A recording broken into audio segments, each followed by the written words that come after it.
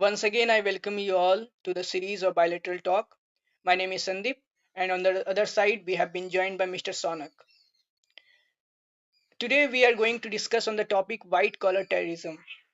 Why this topic is very relevant for us. As we have witnessed in the past few days, there is a bomb blast uh, near Red Fort metro station, and we have lost nine people, and several people are injured. So, at the very outset, we express our deepest condolences to the families who have suffered in this tragic incidents. And I also thanks to our intelligence apparatus who have saved us from a major disaster. So, in this regard, we have decided to choose this topic as this topic is very important because after this incident, this white collar terrorism, the word has resonated quite a lot among the intellectuals. Now, see what is white collar terrorism. It refers to a sophisticated and organized terrorist activities that are conducted by a well-educated professionals such as doctors, engineers, medics, and even the professors who are teaching in the universities. Uh, as in this case, various professors are involved in the who are in the Al Falah University. Now, second thing is that they operate covertly through professional networks and exploit their social status to evade their detection. They hide behind their degrees and their professional reputations. So now, is this white collar terrorism is new to us? No. As we have witnessed in the past 9/11 in the New York, the perpetrators are who are the Osama bin Laden, who is an engineer, and his successor is a doctor. Even in the if we see in 2019, we have witnessed Sri Lankan Easter bombing. In these activities too, the educated professional are involved. If we see in 2016, ISIS module in Hyderabad involving radicalizing the software engineers, and now this incidents, this 10/11 incidents, that is a doctor, a number of doctors are involved in this type of activities. So this is not a new thing to us. Now there is a myth, or there is a theory that is propagated in the universities when the question were raised, how why these people, the youths, are raising guns or arms against the state. So the intellectuals or the sympathizers who have sympathy towards these people, these so-called educated people, they propagated a theory that, see, these peoples, these youths are not terrorist. They raise guns against the state. Why? Because they are poor. They comes from a socio-economic backward class. They are not getting employed. They are not getting employment. So they raise guns against the state. But if this theory is true, then I think there should be a number of terrorists from Bihar and UP, because the Bihar and UP are facing a lot of unemployment crisis. People of the Bihar and the UP's youths are not getting employed. Is they are they raise guns against the state? No, this theory is not true, and this theory is busted in this event too. These doctors who are involved, Dr. Sahin, Dr. Adil, Dr. Umar, they are well educated. They are not poor. They are not socio-economically backward. They are taking 4 to 5 lakh per month salary. How they are poor? So why they have raised the guns against the state? Why they have killed so many civilians? And they have a broader plan. But thanks to the this intelligence professionals who have saved us from a major disaster, so this theory is totally busted out. Now, The question is now why these educated, so-called educated professionals, highly educated professionals, doctors who take hypocritic oaths to save the lives of the people, now they are taking the lives of the citizens. So why or how they are getting radicalized? See, the first thing is that is ideological infiltration. The so-called preachers, religious preachers, they taught or they teach, they propagate their ideology through grievance based speech, such as they said that we Muslims are not safe in this India, we are under attack, we are under threat, the state is oppressive, everywhere we are under attack. This type of slogan, this type of things, this type of grievance based speech they propagate, and they try to brainwash this type of educated peoples.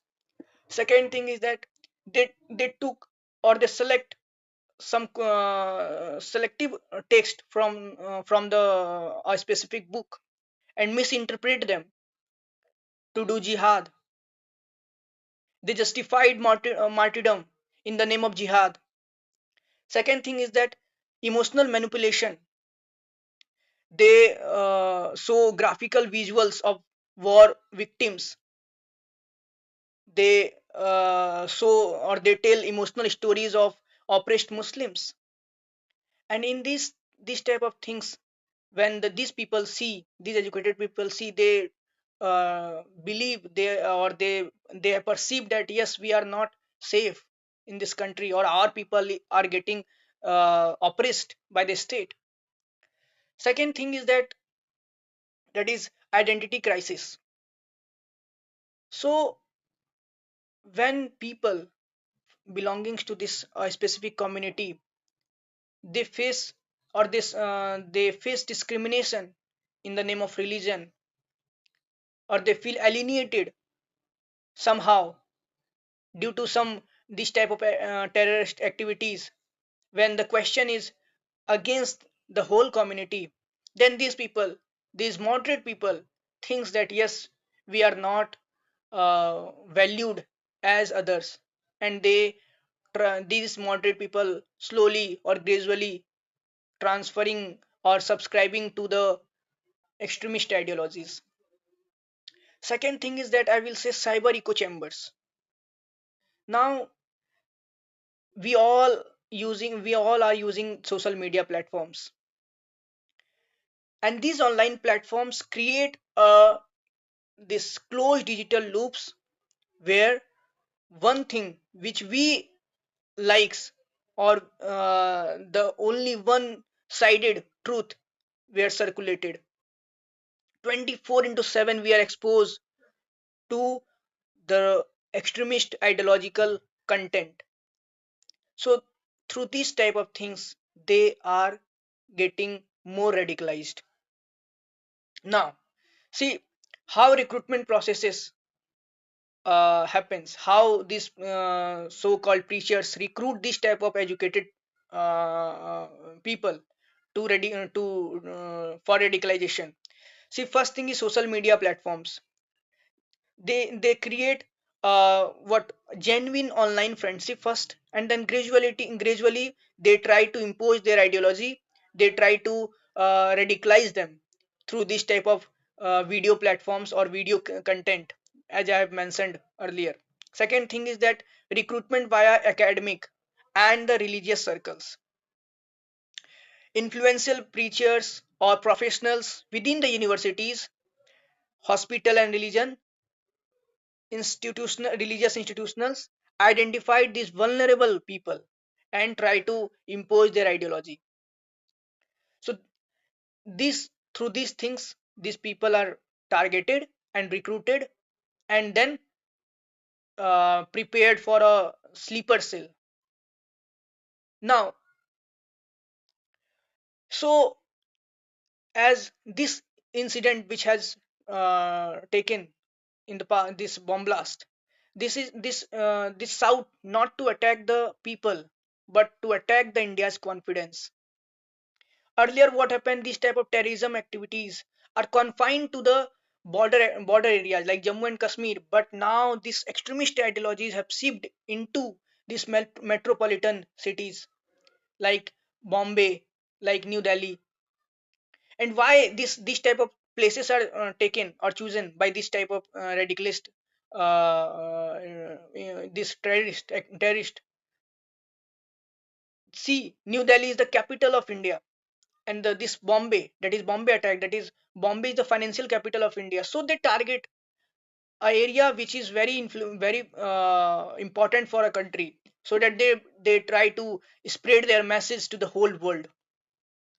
So now radicalization no longer require a physical camp across the border. It can be cultivated through digital proximity. Now, there are some four support pillars to this type of radicalization, white collar terrorism. First thing is sympathizers, as I have mentioned. Very very intellectual people have sympathy towards them. So these sympathizers also must be uh, what must be vigilant or must be under the scrutiny. Second thing is the financier who finances these activities, who send money to survive this ecosystem, to whole ecosystem. Third thing is propagandist and this type of preachers. And fourth is facilitators. So these four pillars must be scrutinized, must be addressed to de-radicalize this type of things. Now, as I this now the this today's these radicals are white collared. They are digitally sound, socially embedded.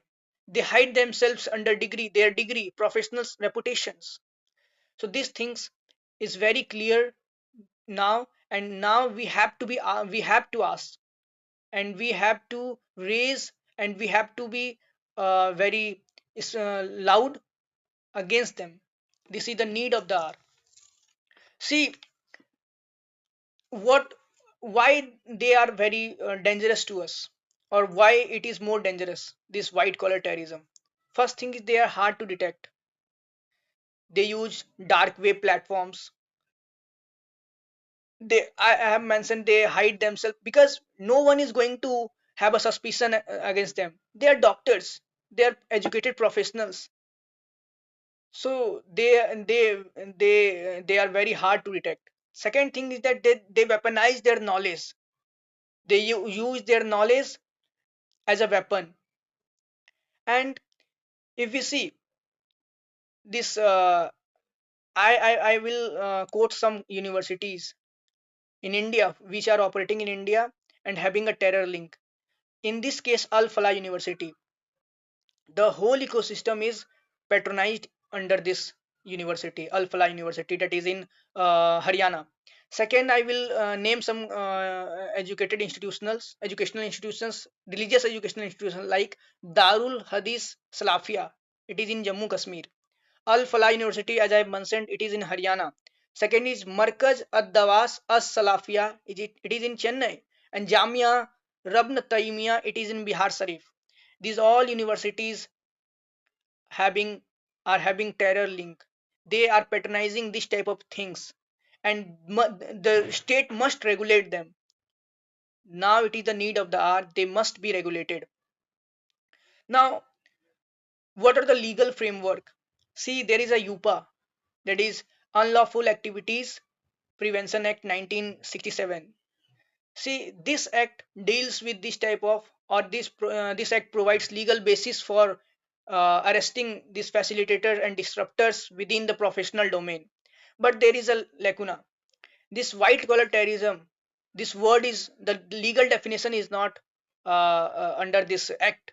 So the government should incorporate this white collar terrorism, or should amend to incorporate this white collar terrorism into the act.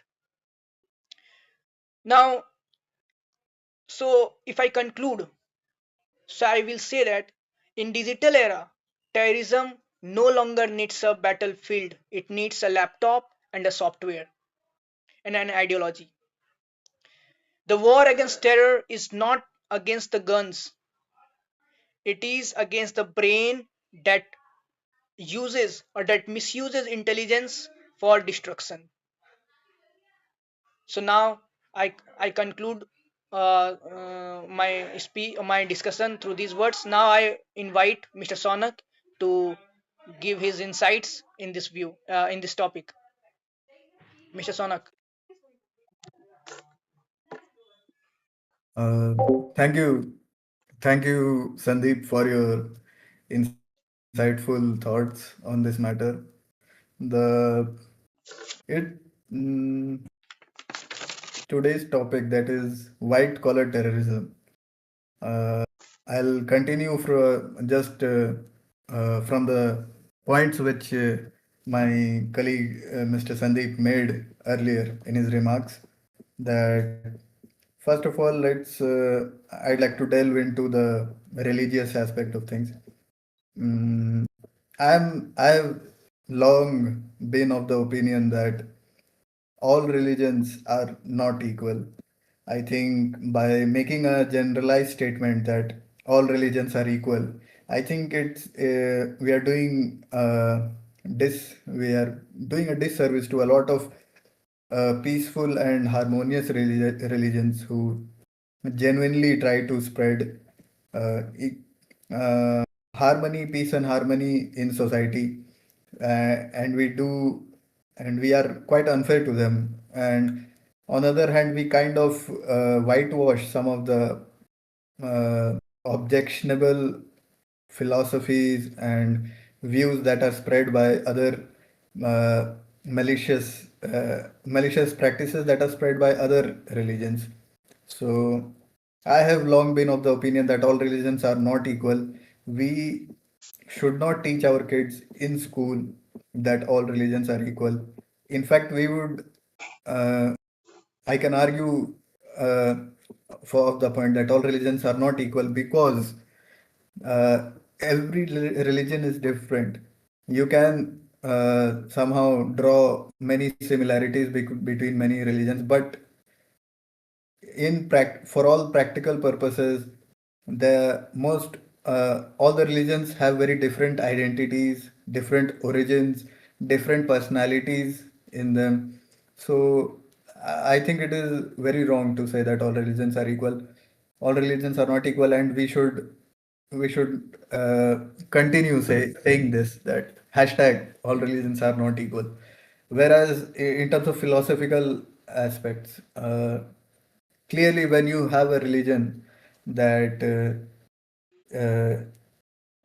clearly defines a segregationary sentiment in its holy text about infidels and non-infidels, and about the way you should treat infidels. Obviously there is a sentiment that people who are not part of their philosophy, people who do not follow their philosophy, they are supposed to be treated differently because they are not part of them. That automatically raises feelings that people who are of a different viewpoint brought need to be swayed need to be swayed in back to their line of thoughts, their way of worldview. So that I think. Plus, I would like to emphasize here the importance of congregations in these religions. In fact, most of the Abrahamic religions, you will see there is a lot of importance on congregationary activities. People, there are Jewish masses. People of Christian community, they often form congregations in church every Sunday, every holidays, whether it be Good Friday, Christmas, and many more.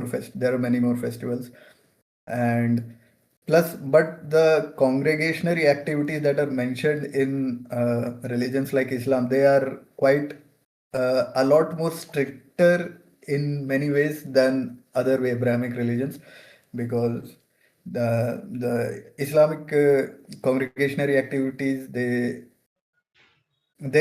are because once you have a crowd of people congregating, uh, let's say every evening or every Fridays, and mob by its very sentiment, it doesn't tend to be very intelligent. Uh, if you have a religious leader who is leading those mobs, he can instigate the people in a way in order to provide some social chaos every time they congregate. They can be, because we know that mobs of their own, they are not very intelligent, they cannot reason. You can instigate them to inflict some damages to public properties. Mobs, they don't really care whatever, they will follow their leader, religious leader in this case. I know many will argue that there was a book published by, I think, Jim. I don't know the full name. It was, but the name of the book was The Wisdom of Crowds. It was published in, I think, early 2000s, and in that book, Jim reasons that how a crowd, without even having a very high IQ or high intelligence in many matters, often tends to uh, often tends to align uh, towards a better option if they are independent of each other and they are allowed to vote unanimously. Like for example, the prime example of wisdom of crowds I'll give here is in the popular TV show Kaun Banega Crorepati. Many will remember there is a lifeline in KBC, which is polling the audience, and I don't know about you guys, but many a times I find that polling the audience often gives you a very uh, reputable correct answer. You know, there are other useful options as well, like 50-50 and phone a friend. But phone a friend is not very reliable. I have come to as far as my experience goes, I've been watching KBC from quite back, and but polling the audience is a very reliable way of, and the 50-50 is also very good lifeline, because your probability of choosing a correct option goes from straight away from 1/4 to 1/2. So straight away 20% probability to all 25% probability to straight away 50% probability. That's also nice, but polling a friend is also nice. And to elaborate about the wisdom of crowds here, suppose there is a crowd of 100 people, and even if assuming that most of the people are not aware of the correct answer, maybe they do not know what the correct answer is. Even if we consider only 10% of the people of those 100 people know the correct answer, so only 10 out of the 10 out of the sorry 10 out of the 100 people will poll for the correct answer. Rest 90 people will guess in their independent ways. So those 90 people will can uh, the spread of those 90 people guesses will cancel out over the standard deviation, and what we will be left with is those 10 people will be skewing the options towards the correct answer. So that's the point which was made in that book, the wisdom of the crowds. But a very uh, important assumption in this experiment is that the crowd needs to be independent of each other. The crowd needs to, every individual in the crowd needs to think independently of each other. But is that true in 21st century, in present world? I think it is highly unlikely to be independent of other people's thoughts in today's world, where we have social media, where everyone is connected to each other, directly or indirectly. We are exposed to other people very much. So the problem with this is we are continuously thrown information on our faces we do not get the time to form our own worldview. We do not get a time to put thought on our own views. We do not get time to form our own version version towards any topic, whether it be societal issues, economic issues, or it can be political issues. We are not given time to form our own views in this matter, and what what it results into is very dangerous, because we oftentimes we tend to follow a lot of the people which we see online. Tend to copy their thoughts instead of making our own thoughts. That's why the wisdom of crowds, which was mentioned by Jim in his book, has has turned into a madness of crowd. And I think social media is a very good catalyst in this phenomenon over the years. By the way, Madness of Crowd is also a great book written by Douglas Murray. You can check that out if you want. It is very interesting to pay to notice all these changes in our society, how we have transitioned from wisdom of crowds to madness of crowds. Therefore, because we are in a madness of crowds in current situation, it is, I think, much more easy in today's age to um, instigate someone, to sway someone of their beliefs and thoughts. I mean, so that's my views on the philosophical aspects of things. Uh, let's Another point which Sandeep made was financial aspect of things. I think if anyone remembers the FATF, which is the money laundering watchdog, International Laundering Watchdog, Financial Action Task Force. In their last meeting, they mentioned a very glaring concern for them. That is the case of cryptocurrencies. Cryptocurrencies being one of the popular ways of funding a lot of these malicious criminal activities and malpractices. And I think my views on cryptocurrency is very much same as Geeta Gopinath said in one of her views. She said that the current cryptocurrency market is, I think, $2 to $3 trillion market cryptocurrency. So she said, Geeta Gopinath says very cleverly that we have a $3 trillion solution to a problem that we are yet to identify. So I'm kind of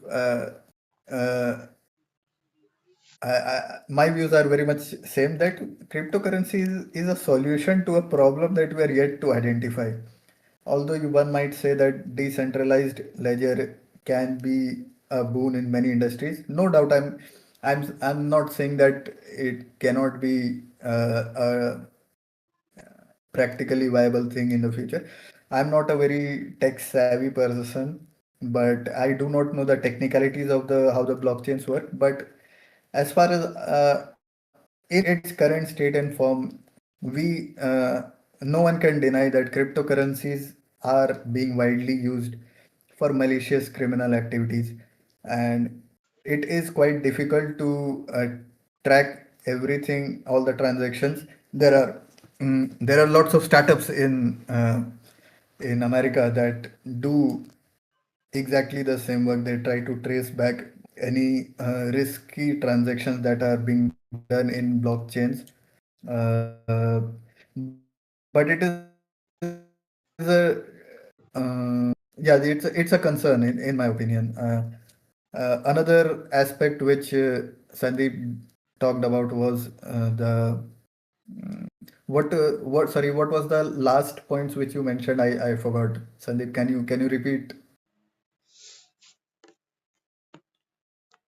Yes, that I have told that the time has came. That is, the war is not just against the gunmen, but against the ideology, against the brain which misuses their knowledge as a weapon. Yeah, I think I completely agree with Sandeep.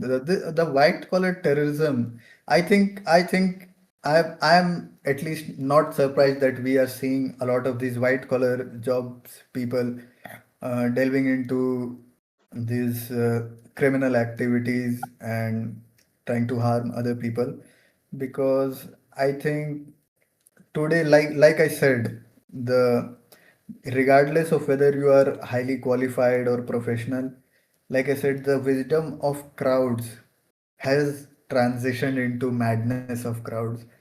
So whether that crowd is highly qualified and professional or highly educated, it does not matter. The mob does not have a mind of its own. It will follow the leader it follows.